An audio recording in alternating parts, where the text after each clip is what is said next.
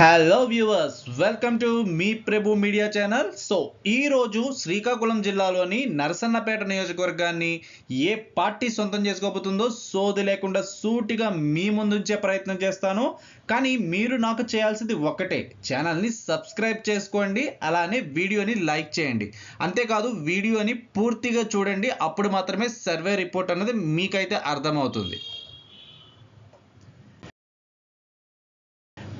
సరే, మరి నర్సన్నపేట నియోజకవర్గంలో వైసీపీ అభ్యర్థిగా ధర్మాన కృష్ణదాస్ గారు, అలానే టీడీపీ కూటమి అభ్యర్థిగా బి రమణమూర్తి గారు పోటీ చేస్తున్న సంగతి మనందరికీ తెలిసిన విషయమే. అయితే మరి ముఖ్యమైన విషయం మనం తెలుసుకోవాల్సింది ఏంటి అంటే, 2019లో నరసన్నపేట నియోజకవర్గంలో వైఎస్ఆర్సీపీ పార్టీకి చెందిన అభ్యర్థి 19,555 ఓట్ల మెజారిటీతో ఇక్కడ గెలుపొందారు.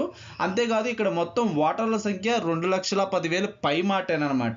సరే, ఇవన్నీ పక్కన పెడితే ఇక 2024 విషయానికి వస్తే, మీ ప్రభు మీడియా ఎనాలిసిస్ ప్రకారం నరసన్నపేట నియోజకవర్గాన్ని వైసీపీ పార్టీకి చెందిన అభ్యర్థి గెలుచుకునే అవకాశాలు చాలా ఎక్కువగా అయితే కనిపిస్తున్నాయి.